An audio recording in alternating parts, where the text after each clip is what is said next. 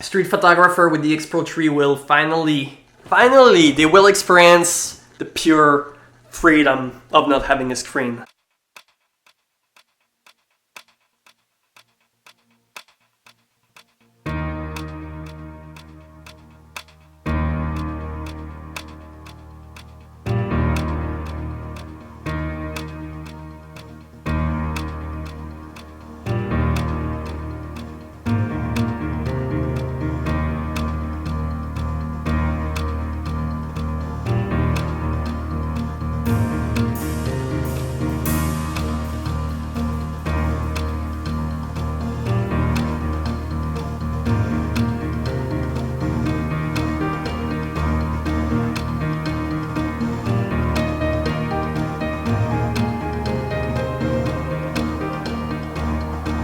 Photography as a business is totally different than photography as a hobby. I'm not buying a Leica for a reason. I don't need a Leica. It's not good value for me, so I don't buy it. But I will never say to anyone, oh yeah, you're starting in photography, so you know what you need? A Leica QL. This is absurd. People would be like, no, this is too niche, you know. You know what's a raw photography experience? Yeah, go in a favela in Rio de Janeiro. Go step over dead bodies. That's raw photography experience. The purpose of wealth is freedom to do whatever you want. And the purpose of photography is to express yourself. And you get all those cameras made by manufacturers every year that are trying to tell us, well, this is what you need if you want to be a pro. This is what you need if you want to be a pro street photographer. No, it's only gimmicky. It's only marketing. You don't need anything. Really, you don't need anything other than your phone to do street photography. Here's the thing, is the X Pro series used to be for pro. It used to be for someone that travels the world but can only carry one camera. So, you know, X Pro 1, X Pro 2, you carry that camera, it's good. It's good for anything. It covers everything, videos, commercial, weddings, whatever. But suddenly the X Pro 3 is not that. I cannot just travel the world anymore with the X Pro 3. I need video capabilities, and it doesn't fit on my gimbal. So, okay, sure. Some people will point out that maybe I would need a better gimbal, a bigger one, so I can flip the screen down. But I mean, what's the point, right? Like, the X Pro 2, not only it's paid for, but it has everything I would ever need. Like, I don't need another camera. And if I would need it, I mean, Christmas is coming, so a lot of people will be asking me online or Instagram, hey, I got a small budget, I got about $1,200, maybe $1,500 to buy a camera, what should I get? Well, X Pro 2 used, or XT20, XT30, X100F, or this whole thing about purity. Here's the thing, this whole thing about purity of photography experience, this is what I have a problem with. That suddenly the X Pro 3 is like for real photographer, or for street photographer, or for, I don't know, anyone that wants a genuine raw photography experience. Like, that's so bullshit. For them to be like, yeah, that's for, you know, real photographer that are all about that raw experience on the street. You're not chimping, you're not looking at the screen, you're so badass. It's like, can we just even stop a second and realize that most street photographers carry a Ryko JR, or I don't know, like even me, D300, Nikon D300 from 2007 with a 51.8. That's all I need. Like, there's not such a thing as pure photography experience. Well, there is such a thing. It's called Leica M3. I'm kind of kidding, but you just gotta have, you just gotta use the tool that you want and go on the street. But sometimes, yeah, I don't know. I think it's very dishonest for the photography community to suddenly defend Fuji for removing the pro part of their X Pro series, and well, we got people defending that, and they are not paid by Fuji. They are not paid by Fuji to recommend Fuji X Pro 3. And the X Pro 3, I cannot see it, I don't know, liked by the majority of the people on the planet. Like, it's not easy to use. That's the thing. People don't realize how most people on the street are happy shooting with their iPhone. And that's why there's such a big market for the XT30, XT20. People just want something better sometimes than their iPhone. So, you know, they still want to shoot using a screen. So that's fine. That's why the X Pro 2 is everything you would ever need. You know, you get it for $1,000 used. You don't need anything else. But for people to suddenly recommend, like this guy was saying, well, I'm a traveler and I'm, you know, traveling, doing traveler things and traveling, so the X Pro 3 is my next camera. It's like, are you fucking insane? Like, if you're traveling, go get the XH1. It's like, you don't know what you're talking about. And everybody seems to have an opinion. That's the thing. Nobody seems to actually have ever made money with photography, ever ran a business, ever spend, I don't know, $40,000, $50,000 on gear. Like, photography as a business is totally different than photography as a hobby. And you gotta think in terms of values, and that's why the X Pro series used to be awesome for that. You get an X Pro 2, and it's everything you would ever need, from 4K video to small size, and you can travel with it. It's beautiful. I love grabbing the X Pro 2. I just, you know, grab it and go to the pub, and I don't know, sometimes I don't even take pictures, but it's there, it's a conversation starter, and you never know if there's a really cool epic shot that I can take. So that's why the X Pro 2 makes sense, you know. But yeah, for people to suddenly be almost like upset that people like me are suddenly saying, no, this is nonsense. Like, wait, yeah, this is nonsense. Like, why would I spend $2,000 on a camera that is niche? No, like, I won't, but that's fine. Like, I'm not buying a Leica for a reason. I don't need a Leica, it's not good value for me, so I don't buy it. But I will never, never say to anyone, oh yeah, you're starting photography, so you know what you need? A Leica QL. This is absurd. People would be like, no, this is too niche, you know. Or just like having a friend, he wanted a camera, so I recommended the Fuji X100, but you know, maybe I should not, because I don't think the fixed lens concept was good for him, so whatever. But can you imagine now you don't get paid by Fuji and you write on your blog, yeah, get the X Pro 3 because it's the best. It's like, no, the XT3 is probably a better choice for most people. But for suddenly, yeah, so this whole, like, I don't know, propaganda that suddenly you don't need a screen. It's true, you don't need a screen if you're, like, you don't have to defend that. It's a niche. You don't defend, just like you don't recommend or you don't talk about someone buying a Lamborghini. It's just, he gets it if he wants it. Same thing with the X Pro 3. If you want it, you get it. But for suddenly people to be like, yeah, no, that guy, you know what? A Ferrari, everybody should have a Ferrari. My next car is a Ferrari. It's like, well, if you want to travel around the world, I'd rather have the Jeep Wrangler. And if I'd rather travel the world, well, when it comes to camera, it's like, what would I need? I traveled the world. I've been everywhere. It's like, well, you know, I don't like saying it like that. It sounds like got a big ego. But yeah, maybe I do.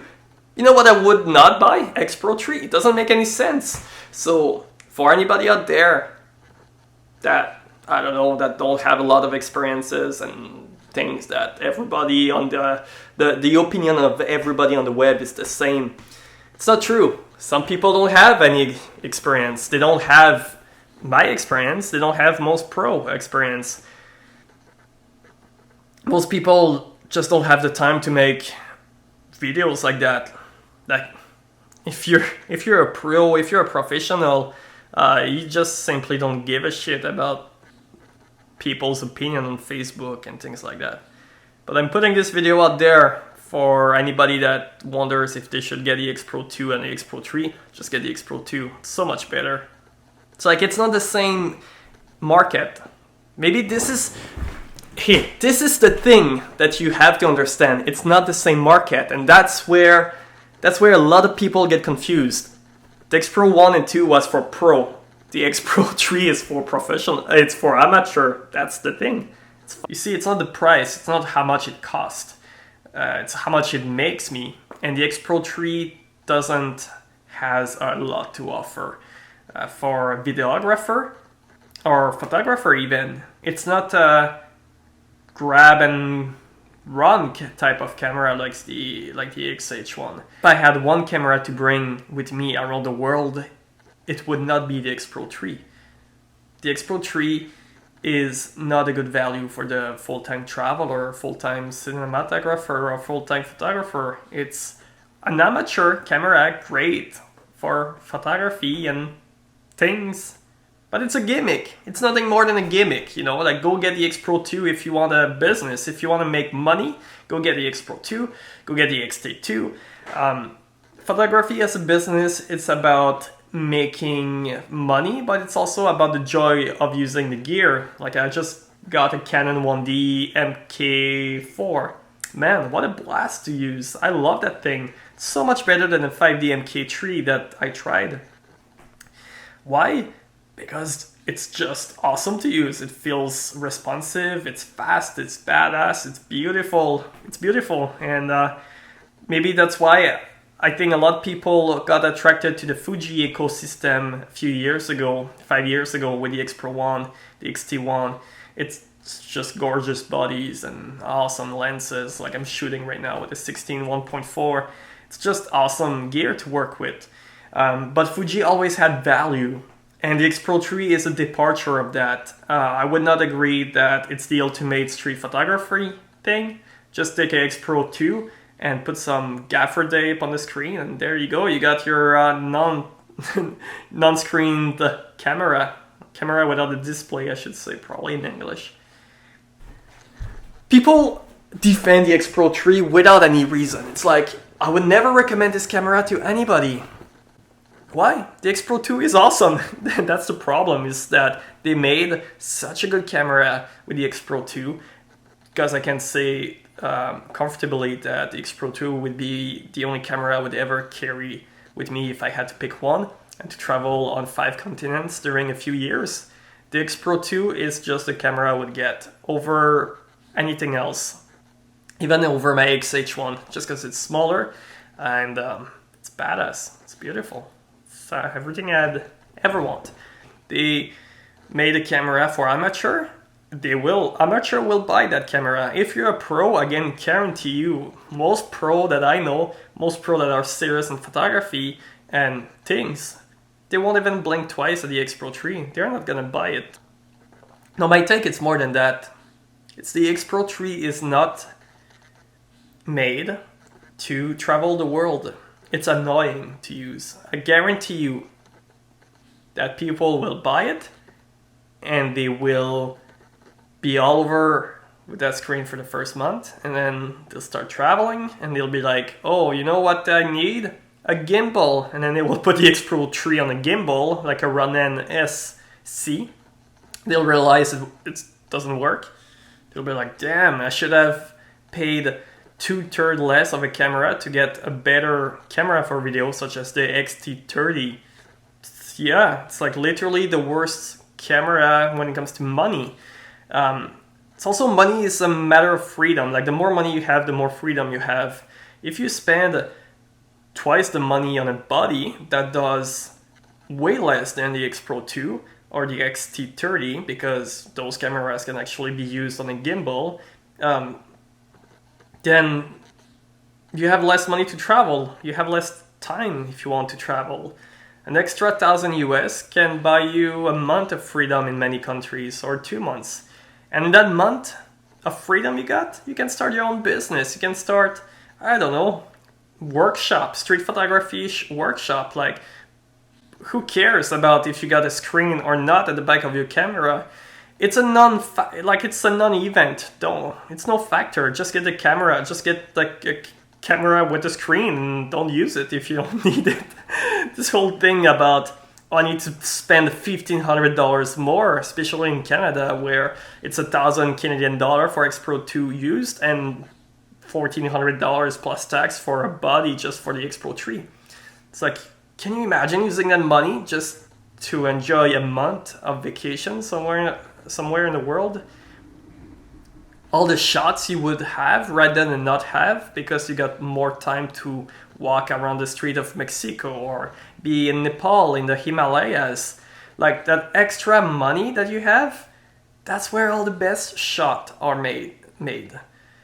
So yeah, anybody that wants to start doing street photography, don't go get the X Pro 3. Just go get a Ryko JR used for $500. Keep $2,000 and go travel somewhere. It's like, do people are just so wealthy? Am I the only one here that actually had to work for my money? Because I don't know, like I can justify spending $10,000 on a lens, and I've done it. But it's a lens, you can sell it the same price almost. And there is a cost of opportunity, and I mean, it's a niche. Yeah, I know what I was doing. If you're just a hobbyist and you have way too much money and you don't know what to do with your life, to the point that you're considering getting the X Pro 3, I would say just go get an X Pro 1 with a 56 1.2 for maybe $1,000 or less, and then go travel. Like, you don't need the X Pro 3. It's absurd. It doesn't do anything crazy. The XT3 is way better in terms of videos, so it's just a mystery to me to see the community on the interwebs to suddenly embrace the idea of pure street photography experience, raw photography experience. You know what's a raw photography experience? Yeah, go in a favela in Rio de Janeiro. Go step over dead bodies. That's raw photography experience.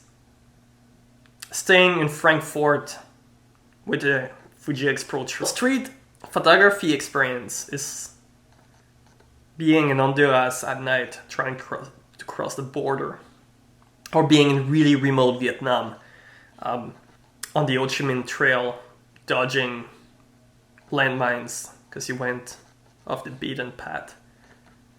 Like, the reason why I'm able to travel the world is because I haven't bought every brand new iPhone on the market and every brand new MacBook Pro and every brand new cars and every brand new things. Like, my X Pro 2 is not in the best condition. I mean, it looks good to me, but it's not 10 on 10 because I traveled over 5 continents with it.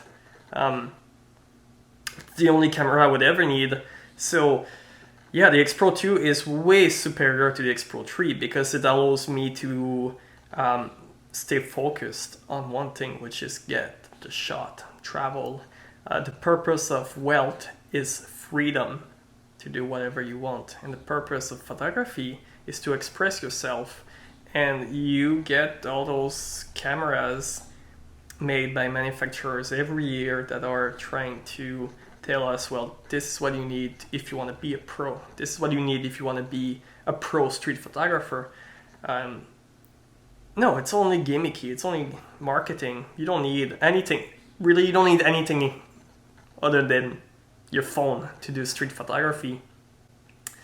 Go get the Fuji X10, which is one of the most underrated body ever made. Well, it's a compact, but yeah, go get that for street photography. Literally, street photography is anything that takes photography pictures while you walk. So yeah, like for $2,000, what would I do? I would fly to Taiwan, which is a beautiful country, not part of China, for $800. I would rent a hostel for 2 weeks, something like that, Airbnb. for 500, so I still have $700. I would probably just get a Ryko GR or X Pro 1, XE1 with a 23 f2, something like that, used. And then maybe a 7 artisan lens, doesn't have to be fancy. Or even better, just get a really old film camera for $50 and 10 rolls of film, and there you go. You got $700 more to travel for food and beer and partying and sightseeing. And you will have so many better shots. I mean, you'll have so much better shots than staying in Montreal with your X Pro 3. Maybe this is way too much common sense. Maybe I make way too much common sense here. Yeah, that's my problem. Too much common sense. I don't think we can have that nowadays. We have to live for money, you know. We have to get paid by Fuji. Well, no, we want to get paid by Fuji, so we better say that the X Pro 3 is the best thing under the sun, and it's so innovating, and it's so cool, and the street photographer will be pro. Street photographer with the X Pro 3 will finally, they will experience the pure freedom of not having a screen. Like, it took us, 20 years to not have a screen at the back of a digital camera? Yeah, fucking insane.